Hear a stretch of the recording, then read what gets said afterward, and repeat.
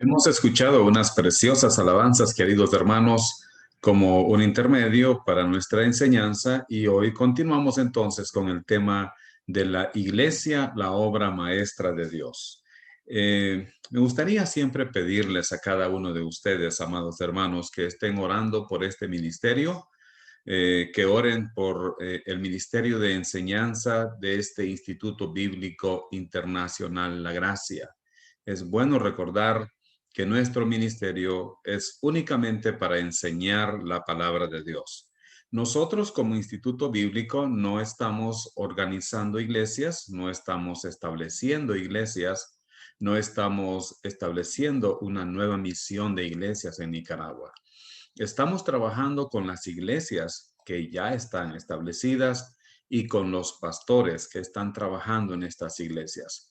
Nuestro único propósito, amados hermanos, es simplemente compartir la palabra de Dios. Lo único que queremos es capacitar a los líderes de las iglesias, a sus pastores, diáconos, maestros de escuela dominical y también a todo hermano que desea aprender de la palabra de Dios. Nunca sabemos cuándo uno de nuestros estudiantes pueda llegar a ser un pastor, un diácono, alguien que tenga un ministerio de enseñanza de la palabra del Señor. Así que les invitamos a que sigan orando por nosotros y hoy vamos a continuar entonces con nuestro estudio en esta materia de la iglesia, la obra maestra de Dios. Vamos a recordar que Jesucristo es la cabeza de la iglesia. El Señor Jesucristo es el pastor principal en la iglesia. Él es el fundador, Él es el fundamento también de la iglesia, Jesucristo.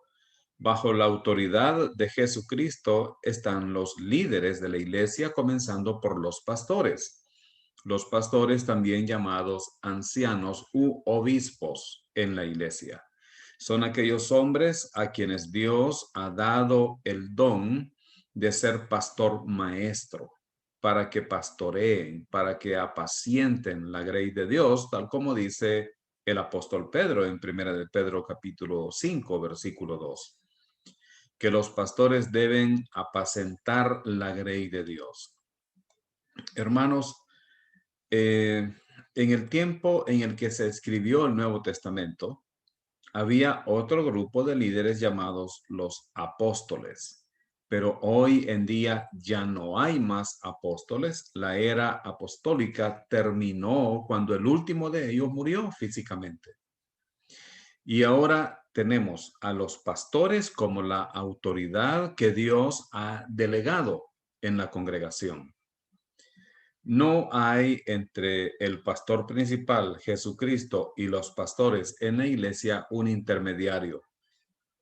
No hay. El pastor es el líder de la iglesia. El pastor debe conducir, debe dirigir a la congregación y debe hacerlo de acuerdo a la palabra de Dios.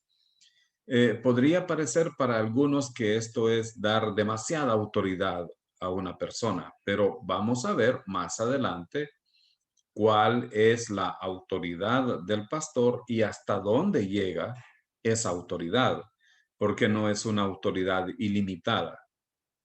Dios ha establecido los parámetros de la autoridad del pastor. Pero una cosa sí es cierta, el pastor o los pastores de una congregación son la autoridad en la iglesia. Ellos sirven bajo la autoridad de Jesucristo y bajo la autoridad de la palabra de Dios. Luego tenemos a los diáconos. Son aquellos que asisten al pastor, aquellos que colaboran con el pastor en el trabajo de la iglesia, pero no son los jefes del pastor. Los diáconos no son quienes guían al pastor, es el pastor guiando a la iglesia. Los diáconos son aquellos hombres a quienes Dios ha designado también de acuerdo a los requisitos bíblicos que deben llenar para ayudar, para asistir al pastor. Son siervos de Dios colaborando en el trabajo junto con el pastor. Y después tenemos a toda la congregación ejerciendo sus dones espirituales, todos sirviendo al Señor. La lección de hoy se llama La pureza y protección de la iglesia, parte 2, porque la primera parte ya la estudiamos en la lección anterior. Entonces estamos viendo 1 de Timoteo capítulo 1, versículos 18 al 20. Esta es la lección número 13 de esta serie de estudios, La Iglesia, la obra maestra de Dios. Como siempre, queremos hacer un breve repaso de lo que hemos estudiado antes. Hemos visto ya el fundamento de la iglesia y hemos aprendido en Mateo 16, 13 al 18, que el fundamento de la iglesia es la persona y la obra acabada de Jesucristo. El fundamento de la iglesia, mis amados hermanos, no es un pastor, no es un líder terrenal, no es alguien que está dirigiendo desde cierto lugar en el mundo. El fundamento de la iglesia es Jesucristo y su obra en la cruz. También vimos la misión de la iglesia. La misión de la iglesia, bíblicamente hablando, es ir por todo el mundo para predicar el evangelio y hacer discípulos. La misión de la iglesia no es una misión política, no es una misión social, no es una misión de restaurar la ecología o el medio ambiente. La misión de la iglesia no es hacer hospitales y clínicas y colegios y universidades. Y no digo que eso sea pecado, todo eso no tiene nada de malo, pero la misión de la iglesia, bíblicamente hablando, es ir por todo el mundo para predicar el evangelio y hacer discípulos. Así que, queridos hermanos, si su iglesia no tiene un colegio, es una iglesia siempre. Si la iglesia donde usted se congrega o la iglesia que usted pastorea no puede beneficiar a las personas materialmente hablando, predique el evangelio. Siempre serán beneficiadas porque es una iglesia. Aprendimos acerca de la alimentación de la iglesia. La congregación, bíblicamente hablando, es comparada con ovejas. ¿Cómo deben alimentarse las ovejas del rebaño de Dios? Por medio de la sana doctrina. Los creyentes necesitan escuchar sana doctrina, culto tras culto, servicio tras servicio. Debe haber predicación de sana doctrina. Y quiero agregar algo, quiero decir algo. No solamente la predicación debe tener sana doctrina. También lo que cantamos debe tener sana doctrina, porque hay iglesias donde hay sana doctrina, pero lo que se canta es totalmente contrario a la palabra de Dios. Mis amados hermanos y principalmente los pastores, me refiero a los pastores, quiero hablar directamente a los pastores. Ustedes como pastores deben supervisar lo que se canta en la iglesia. No se debe dejar eso a un grupo de muchachos que con una gran emoción, pero con poco conocimiento bíblico, se ponen a ensayar y a cantar canciones que salen en la radio, que es el último éxito del cantante fulano de tal, o de la cantante esta, o del grupo musical. Y solo porque sale en la radio, si todo el mundo lo está cantando, bueno, nosotros vamos a cantarlo también. Ustedes necesitan, amados pastores, supervisar eso. Y si una canción le gusta a la gente y hasta la hace llorar, pero no tiene sana doctrina, ustedes como pastores no deben permitir que se cante. Necesitamos ser claros en esto y ser enfáticos en esto. La sana doctrina desde el púlpito puede ser buena, pero desde lo que se canta, quizás no. Entonces, aún en eso, los pastores deben tener participación porque son los líderes de la iglesia y son los responsables delante de Dios de lo que se predica, de lo que se canta, de lo que se enseña en la escuela dominical. La sana doctrina debe ser importante dentro de la iglesia. Vimos el crecimiento de la iglesia a la manera de Dios, no a la manera de los hombres. La iglesia debe crecer a la manera de Dios y nunca a la manera de los hombres. La unidad y diversidad de la iglesia. Aquí aprendimos que la iglesia debe estar unida espiritualmente y el pegamento, por decirlo así, que nos une, que nos mantiene juntos, debe ser la doctrina. No el nombre de la iglesia, no el nombre de la denominación, debe ser la doctrina, debe ser la palabra de Dios. Aprendimos que los creyentes debemos servirnos unos a otros en la iglesia en 1 de Pedro capítulo 4 versículos 7 al 11. Debemos aprender a servirnos unos a otros con oración, con ferviente amor, con hospitalidad y ejerciendo los dones espirituales. La interdependencia de la iglesia en 1 de Corintios 12 al 27 nos enseñó que todos nos necesitamos dentro de la iglesia, que no hay un miembro de la iglesia que no sea necesario porque somos como el cuerpo humano donde todos los órganos y todas las partes del cuerpo son esenciales y son importantes en el cuerpo. Los varios problemas que enfrenta una iglesia local en 1 de Timoteo 1, 12 al 17 y la orientación de la iglesia que debe ser la gracia de Dios. Y ahora estamos viendo la pureza y protección de la iglesia en 1 de Timoteo 1, 18 al 20. En la lección anterior vimos protegiendo la verdad de Dios como buen soldado de Jesucristo en 1 de Timoteo 1, 18. Ahora veremos protegiendo la verdad de Dios como buen marinero de Jesucristo en el capítulo 1, versículos 19 al 20, siempre de 1 de Timoteo. Tal vez usted recordará entonces que nosotros dijimos que en esta sección el creyente es comparado a un soldado en el ejército que debe cumplir órdenes, las órdenes que Dios le da, y también el creyente es comparado a un marinero que necesita una brújula y un timón para conducirse en la vida cristiana. Entonces, ¿qué dice la Escritura en 1 de Timoteo 1, 19 al 20? Dice la Escritura, manteniendo la fe y buena conciencia, desechando la cual naufragaron en cuanto a la fe algunos, de los cuales son Himeneo y Alejandro, a quienes entregué a Satanás para que aprendan a no blasfemar. Dice la Escritura, manteniendo la buena fe. La palabra manteniendo, hermanos, en griego significa tomar algo fuertemente o asirse de algo con todas nuestras fuerzas. Entonces, ¿qué está diciendo este pasaje? Que nosotros los creyentes debemos mantener con toda nuestra fuerza la fe y la buena conciencia. Hay dos cosas que debemos mantener o debemos tomar con fuerza: la fe y la buena conciencia. Y luego dice el versículo, desechando la cual naufragaron en cuanto a la fe algunos. ¿Qué significa desechar aquí?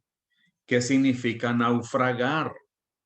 ¿Y qué significa naufragar en cuanto a la fe? Algunos piensan que aquí está hablando de la pérdida de la salvación o de que estos nunca fueron salvos. ¿Es eso lo que está diciendo la Escritura aquí? Está diciendo que algunos perdieron la salvación porque desecharon la buena conciencia. ¿O está diciendo aquí el apóstol Pablo que algunos nunca fueron salvos porque desecharon la fe? Bueno, vamos a ver eso más adelante. Y luego el apóstol Pablo menciona a dos personas específicas que habían naufragado en cuanto a la fe. ¿Quiénes eran esos que habían naufragado en cuanto a la fe y a la buena conciencia? Himeneo y Alejandro. Y Pablo dice, los entregué a Satanás. ¿Qué quiere decir eso? ¿Qué quiere decir eso de entregar a Satanás? Otra vez, ¿quiere decir que se está perdiendo la salvación ahí? ¿Quiere decir que Himeneo y Alejandro eran salvos, pero Pablo los entregó a Satanás para que se perdieran? ¿O está diciendo que ellos nunca fueron salvos y por eso los entregó a Satanás? Bueno, Pablo entregó a Himeneo y Alejandro a Satanás con un propósito muy claro, para que aprendan. Mire, para que aprendan a no blasfemar. Entonces vamos a ir parte por parte en esta lección. Los medios positivos para proteger la preciosa verdad de Dios requieren mantener firme la fe como una brújula. Requieren mantener firme la fe como una brújula. Ya le dije que en griego la palabra manteniendo se refiere a agarrarse duramente o agarrarse con todas nuestras fuerzas. Hay dos elementos muy importantes en la batalla espiritual que debemos mantener firmemente y nunca soltar. La primera de ellas, el primer elemento en la batalla espiritual que debemos mantener es la fe. Ahora, antes, en el versículo 19, antes de la palabra fe está el artículo la. Y aquí no se refiere entonces a una fe puesta en Jesucristo, porque eso es fe también, más bien está hablando de el objeto de la fe, que debe ser la palabra de Dios. Tenemos que creer siempre en la palabra de Dios. ¿Recuerdan ustedes que Pablo dice, he guardado la fe? He peleado la buena batalla, he guardado la fe. ¿Qué quería decir Pablo cuando dijo, he guardado la fe? He guardado, he cuidado, he mantenido la verdad de la palabra de Dios. Hermanos, si vamos a ser fieles en la batalla espiritual, necesitamos mantener la fe. ¿Y qué quiere decir eso? Bueno, significa que debemos cuidar la verdad de la palabra de Dios. Pero para cuidar la verdad de la palabra de Dios, necesitamos conocer la palabra de Dios. Recuerden también, hermanos, que cuando se usa la palabra fe en las escrituras, debemos interpretarla en su contexto. El apóstol Pablo no está hablando aquí de cómo ser salvo, sino de cómo mantener la pureza y la protección de la iglesia, de cómo mantener la pureza doctrinal. Por tanto, la palabra fe aquí debe entenderse como la doctrina de la palabra de Dios. Tenemos que tomar la palabra de Dios, la verdad de la palabra de Dios, las enseñanzas de la palabra de Dios como una brújula. ¿Para qué sirve una brújula, hermanos? Para darnos dirección. Especialmente la brújula es usada por los marineros.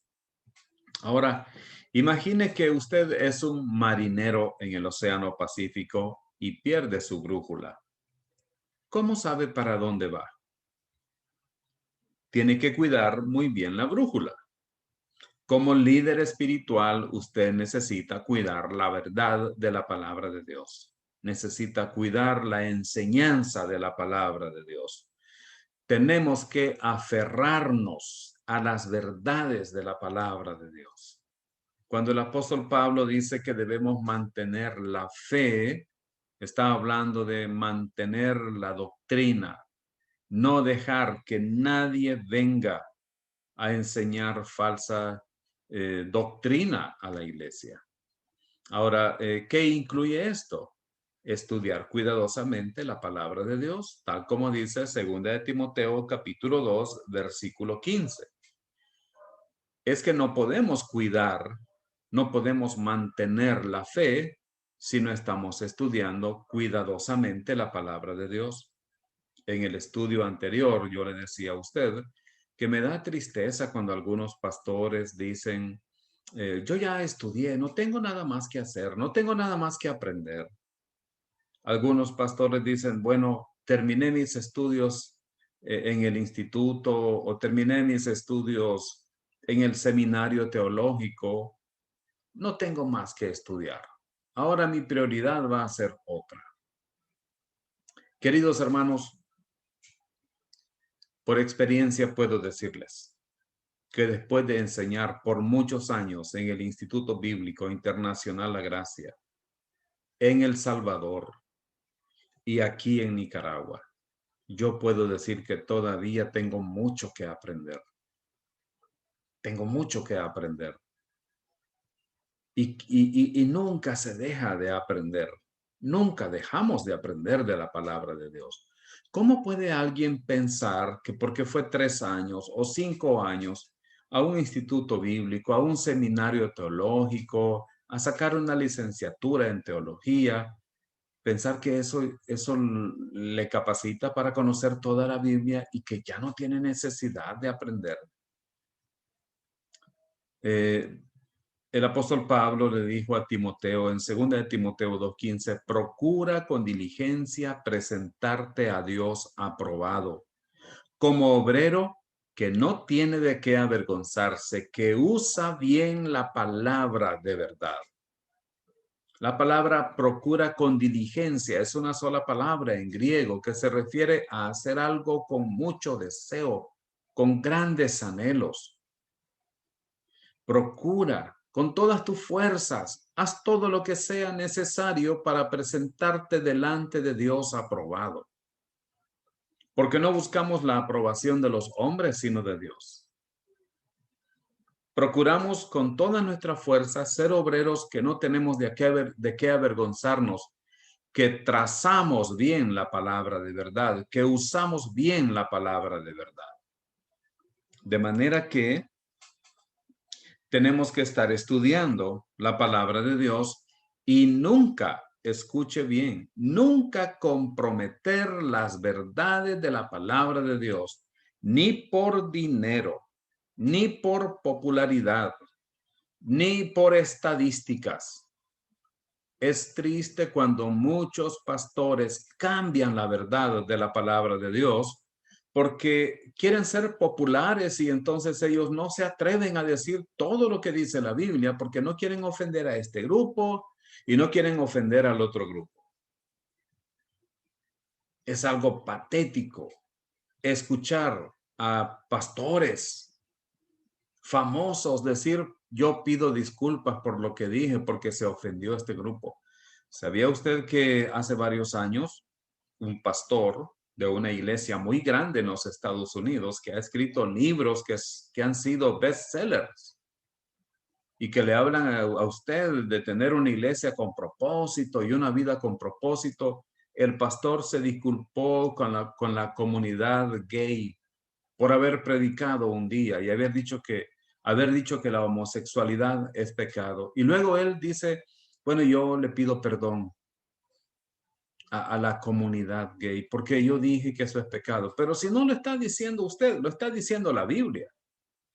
Pero a veces queremos ser populares, queremos caer bien con todo el mundo y quedamos mal con Dios.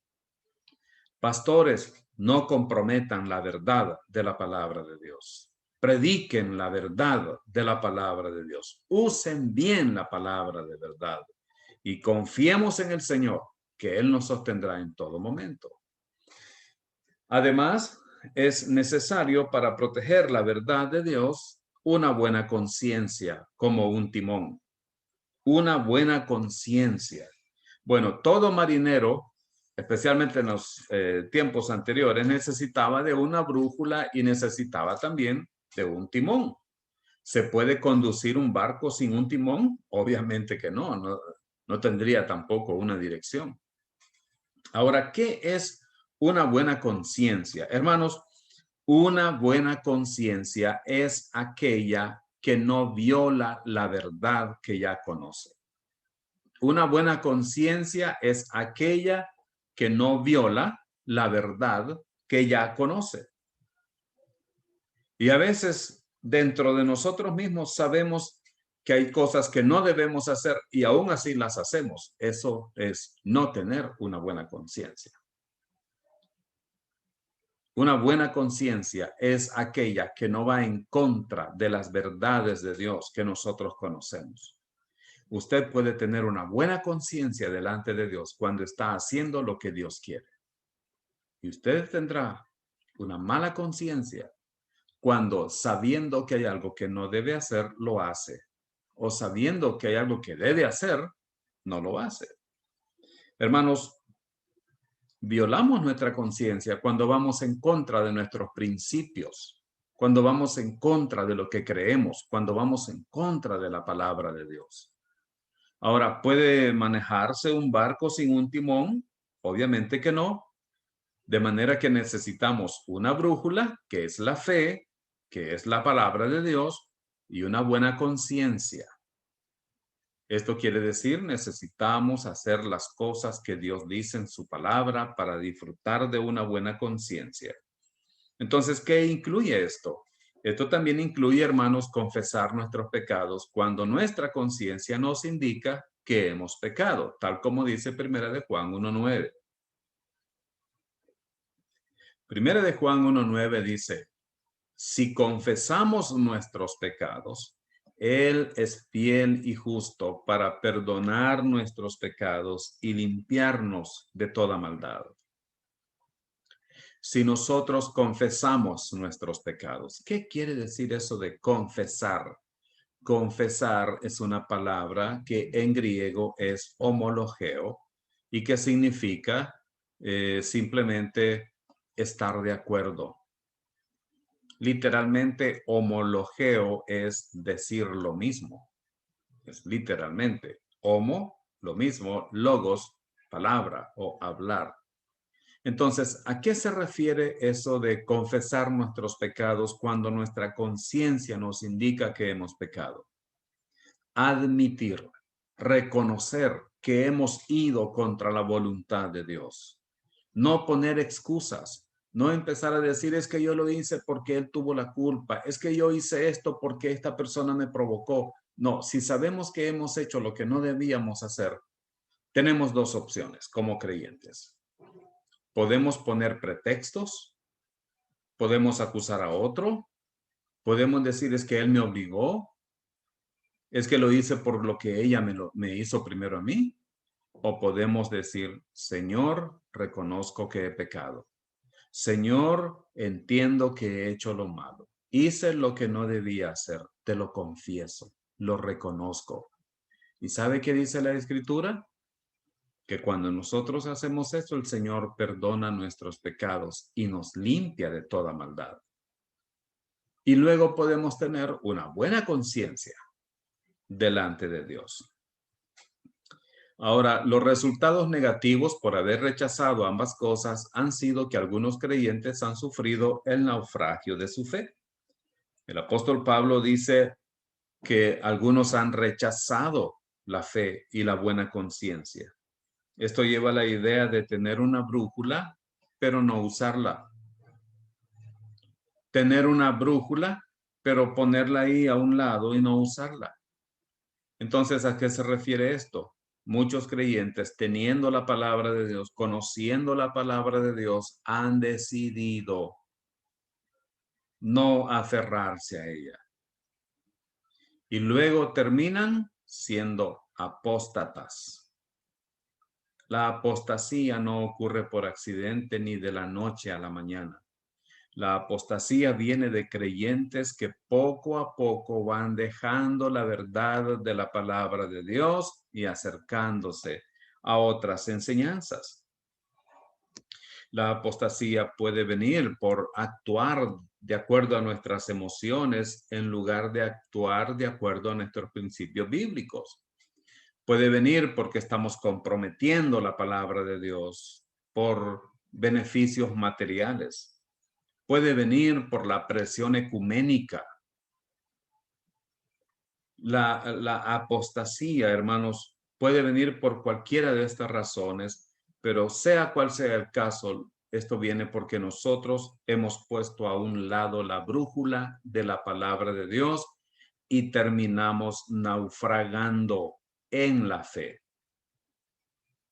No en la salvación, sino naufragando en la fe. Entonces, ¿qué enseña y qué no enseña esto? Enseña que los creyentes podemos naufragar en la fe. Naufragar, hermanos, no significa hundirse. Naufragar es ir a la deriva en el mar, sin ninguna dirección específica.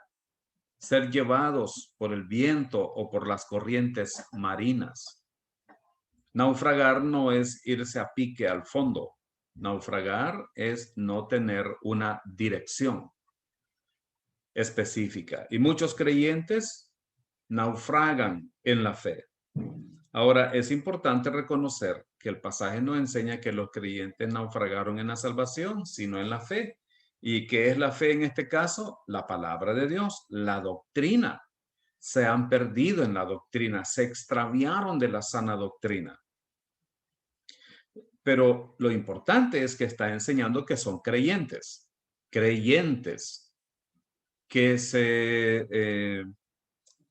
se pierden doctrinalmente hablando.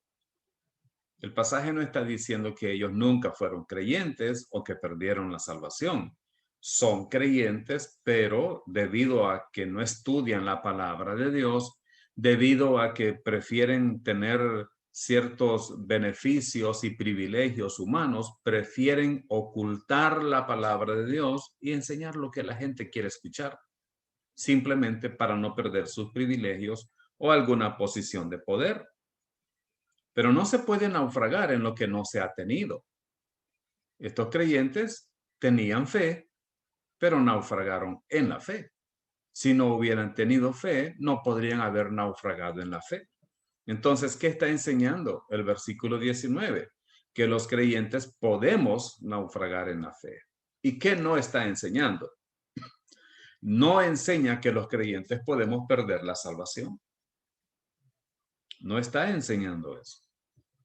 La Biblia no enseña que la salvación se puede perder. La Biblia enseña que la salvación es eterna y segura. La Biblia enseña, mis amados hermanos, que somos salvos para siempre. Y hay una cantidad enorme de versículos y de pasajes de la Escritura que nos enseñan eso. Que un creyente será salvo siempre. Ahora, en el proceso de su santificación, en el proceso de la vida cristiana, los creyentes somos desobedientes, pecamos. No hay creyente que no peque. No hay creyente que no peque. Todos los creyentes pecamos y tenemos dos opciones: confesar nuestros pecados para que el Señor nos perdone y nos limpie de toda maldad, o no confesar nuestros pecados y ser disciplinados por Dios. Yo le pregunto a usted, ¿qué prefiere usted? ¿Prefiere venir en humillación delante de Dios y confesar su pecado o prefiere que el Señor lo discipline? ¿Enseña la Biblia la perseverancia de todos los santos como evidencia de ser salvos? Definitivamente que no, hermanos. No. La Biblia no enseña que todos los creyentes deben perseverar como evidencia de ser salvos. Sin embargo, Dios quiere que los creyentes perseveremos para crecer, para madurar espiritualmente, para servir al Señor con efectividad.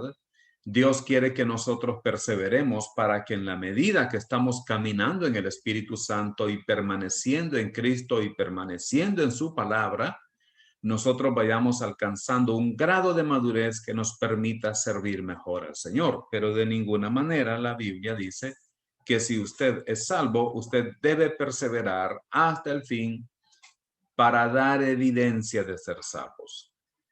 Cuando una persona pone su fe en Cristo Jesús, ¿Dios sabe que ha creído o Dios está esperando a ver qué pasa más adelante? ¿Acaso no sabe Dios todo?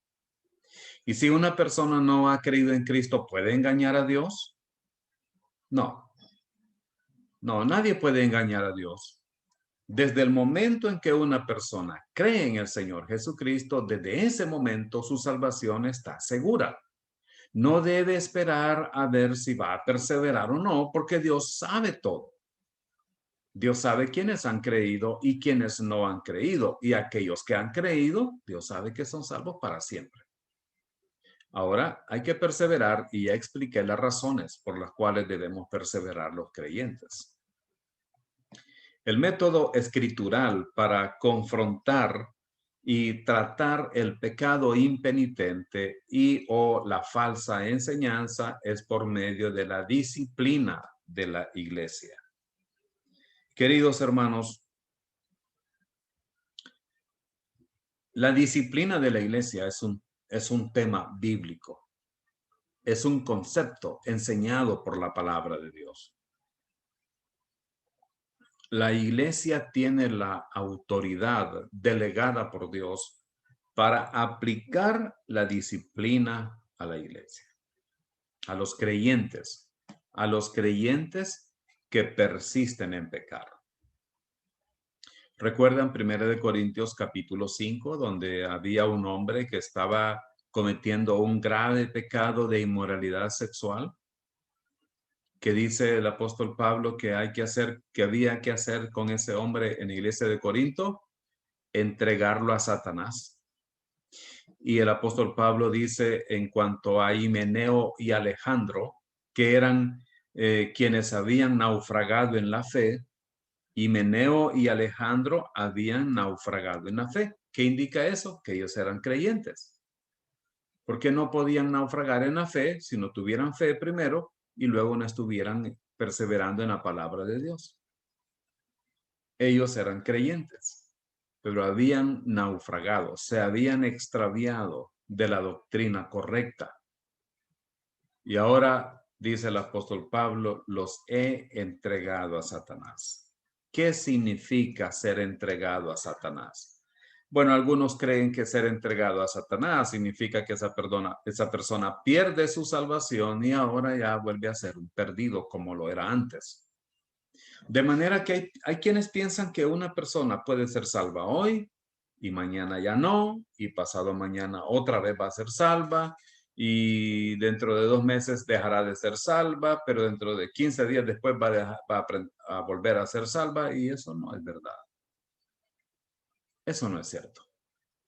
Otros creen que esto de ser entregado a Satanás significa que ellos nunca fueron salvos, pero ¿qué significa bíblicamente hablando?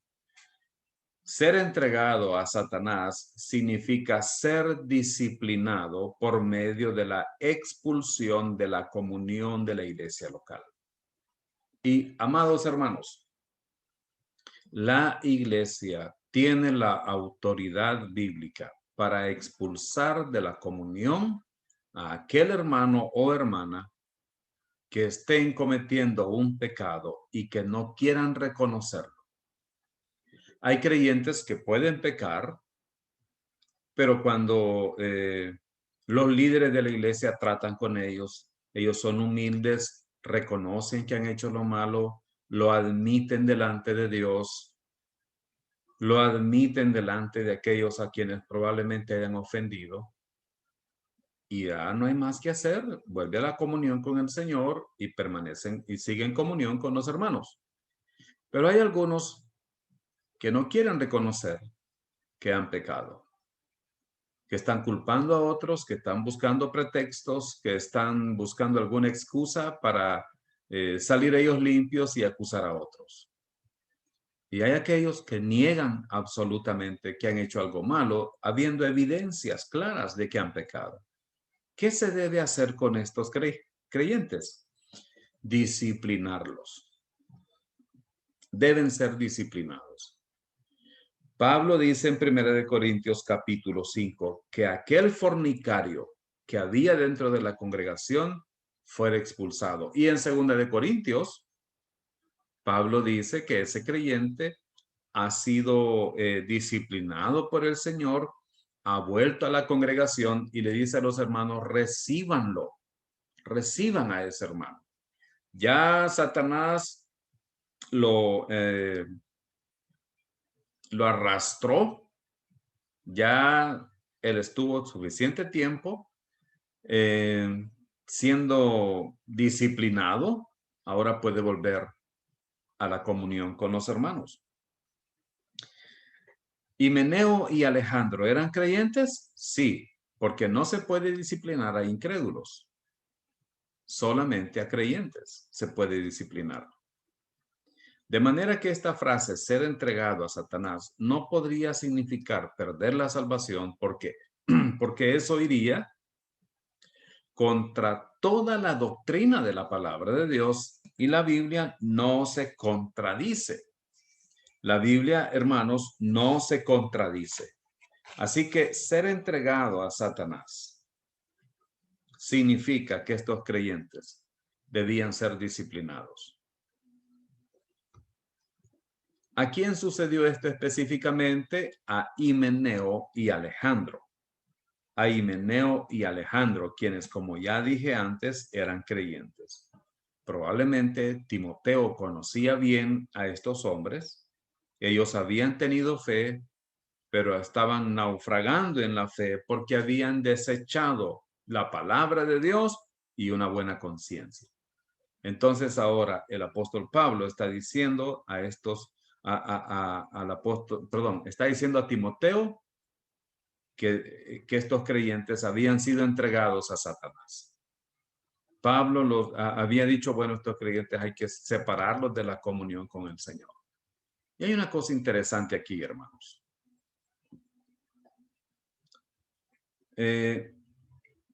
Pablo está mencionando nombres de personas. Y a veces nosotros tenemos que mencionar por nombre a algunas personas. No es algo agradable, no es algo que personalmente me gusta hacer, pero es necesario a veces advertir a los creyentes de aquellos falsos maestros y decirlo con nombre y apellido en nuestras congregaciones. Ser claros en nuestras congregaciones. Ese es nuestro trabajo. Como pastores, nuestro trabajo es advertir a las ovejas acerca del lobo. No vamos a ponernos en contubernio con el lobo para que se venga a comer las ovejas, ni vamos a mantenernos pasivos si vemos que viene un lobo y quiere comerse las ovejas. Vamos a denunciarlo, vamos a advertir a la iglesia. Himeneo y Alejandro son personas específicas. Ahora, otra cosa también, queridos hermanos, es que, y este trabajo es del pastor, trabajo del pastor, debemos tener cuidado con aquellos a quienes les damos el privilegio de enseñar dentro de la iglesia. Hermanos pastores, sean ustedes muy celosos del púlpito, muy celosos de a quién le van a dar el púlpito. No importa si es su primo, su hermano, su cuñado, su papá. Si no tiene sana doctrina, no debería estar usando el púlpito. Quizás usted me dirá, sí, pero es que él es el misionero que nos ayudó a construir este templo. Es el misionero que nos ha estado mandando muchas ofrendas. Pues hermanos, ni siquiera así. Y el problema es que ahora estamos comprometidos porque nos han dado mucho dinero. Nos han ayudado mucho, pero a cambio de una falsa enseñanza. Y eso, amados hermanos, debería ser algo que no debería suceder en la iglesia. Viene alguien y nos ofrece mucho dinero, pero ahora le tenemos que dar el púlpito para que enseñe. No, tengamos cuidado con eso, hermanos. Hay 10 cosas que el púlpito no es y por eso nosotros tenemos que tener mucho cuidado. El púlpito no es un lugar para lanzar indirectas. El púlpito no es un lugar para regañar al público.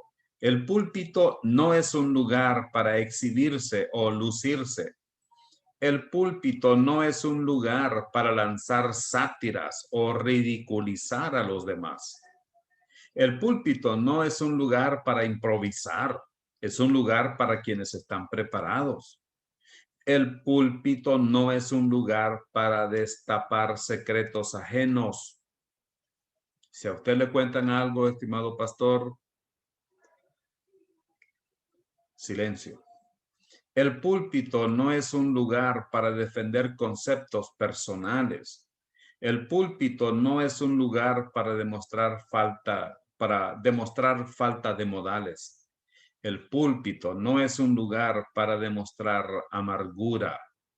El púlpito no es un lugar para seres perfectos. pero sí para quienes andan en el camino de la perfección. De manera que, queridos pastores, el púlpito es un lugar del que debemos cuidar, porque desde ahí podemos edificar a la congregación o podemos también destruir a la congregación y hacer que todos ellos naufraguen en la fe y en la buena conciencia. ¿Qué enseña esto acerca de la blasfemia? Porque Pablo dice que a Himeneo y Alejandro los entregó a Satanás para que aprendan. Oiga, para que aprendan. La palabra aprendan en griego es la palabra paideuo, que se refiere a un niño que está siendo enseñado. ¿Qué enseña esto entonces acerca de la blasfemia? Blasfemar significa hablar en contra de la sana doctrina, de la veracidad y autoridad de la palabra de Dios. De la veracidad y autoridad de la palabra de Dios. Hermanos, esta palabra es bastante interesante para que aprendan, para que sean enseñados a no hablar en contra de la sana doctrina, de la veracidad y autoridad de la palabra de Dios. De manera que cuando se disciplina a un creyente, y vamos a hablar en este caso de un creyente que ha naufragado en la fe. Se puede disciplinar a los creyentes cuando han pecado en algún asunto de moralidad sexual o en algún asunto de quizás conductas impropias de los creyentes, pero ¿sabe usted que también se debe disciplinar a aquellos que están enseñando cosas falsas a la iglesia? Una primera medida que se debe tomar, escuchen bien, una primera medida que se debe tomar cuando alguien está enseñando cosas falsas en la iglesia es no volver a permitirle que lo haga. Y no es un asunto de que esta persona me cae mal, no es un asunto de que esta persona, yo tengo algo personal contra ella. No, es simplemente, es un asunto de principios bíblicos. Y vamos a ayudarle si ella se quiere dejar ayudar. Vamos a ayudarle con la Biblia en la mano si esta persona está dispuesta a reconocer su error. Si no está dispuesta a reconocer su error, pues simplemente no debe seguir predicando. Y aún muchas veces debe disciplinarse si esta persona continúa enseñando de manera clandestina u oculta, porque está blasfemando. ¿Qué quiere decir eso? Está hablando en contra de la sana doctrina. Está hablando en contra de la veracidad y autoridad de la palabra de Dios. Pero hablaba con un hermano hace varios años, un hermano que ya está con el Señor. Y él me decía, hermano Nelson, pero es que todo el mundo dice que tiene sana doctrina, y es verdad, todo el mundo dice que tiene sana doctrina. ¿Cómo podemos saber qué es sana doctrina y qué no es sana doctrina? Bueno, sana doctrina es aquello que nace de un estudio serio, sistemático, usando un método gramatical, histórico, literal y contextual de la palabra de Dios. No tomando un versículo y haciendo de un versículo toda una doctrina equivocada. Como muchos toman, por ejemplo, un pasaje, un capítulo de la Biblia, y ese es el centro de toda su enseñanza, como si toda la Biblia fuera un solo capítulo. ¿Cuál es el propósito de la disciplina de la iglesia? Restaurar al creyente en su comunión con Dios por medio de la confesión de su pecado. Hermanos, el propósito de la disciplina de la iglesia no es destruir a los creyentes, no es desanimar a los creyentes, es restaurarlos en su comunión con Dios por medio de la confesión de su pecado.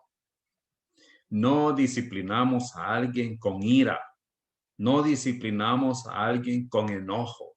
No lo hacemos para humillarlo públicamente. La disciplina, hermanos, no busca humillar a la gente.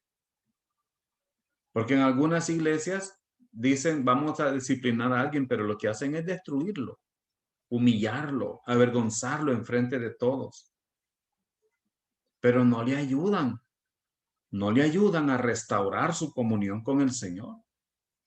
Simplemente lo castigan y le dan latigazos si es posible y hacen un montón de cosas, pero no están, no están disciplinando para restaurar, sino para destruir. El propósito de la disciplina de la iglesia es restaurar al creyente en su comunión con Dios por medio de la confesión de su pecado. Si no lo hacemos así, no estamos disciplinando, solamente estamos destruyendo a la gente. Estamos arruinando sus vidas.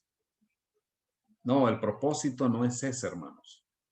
El propósito es restaurarles, que vuelvan a la comunión con el Señor, que vuelvan a caminar con el Señor, que vuelvan a caminar en el Espíritu Santo, que estén permaneciendo en Cristo y permaneciendo en la palabra de Dios.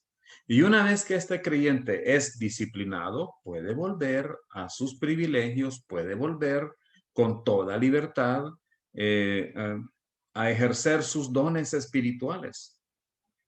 Cuando un creyente está en disciplina, es como cuando un deportista está lesionado y no juega. ¿Por qué no juega? Porque está lesionado. Pero ¿qué se hace cuando un deportista o un atleta se lesiona? Se le ayuda y a veces es un proceso largo.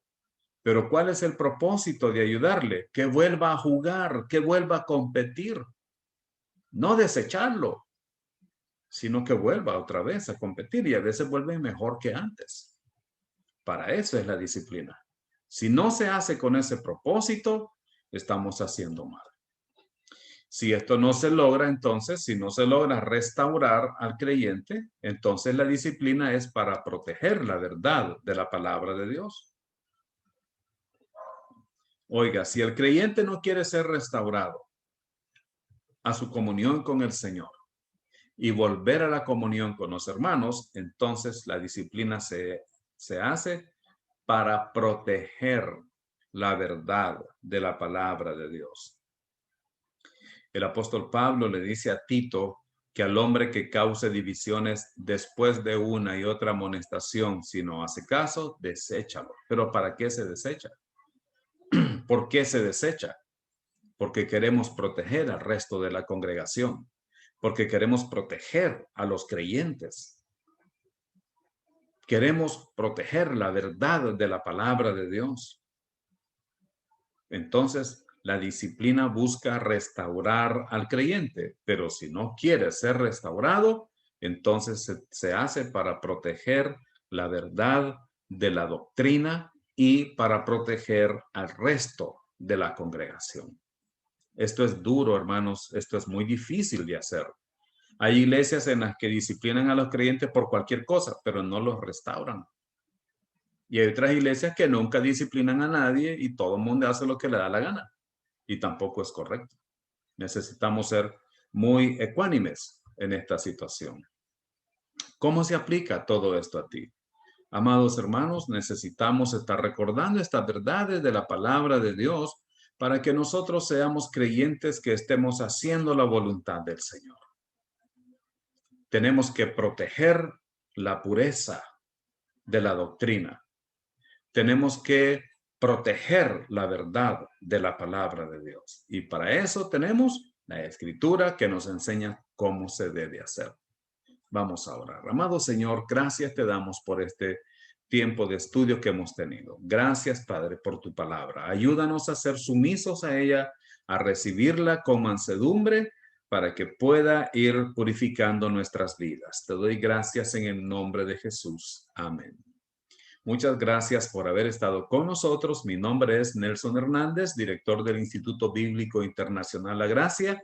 Le invitamos para que siempre se una a nuestras transmisiones estudiando la palabra de Dios. Que el Señor les bendiga a todos.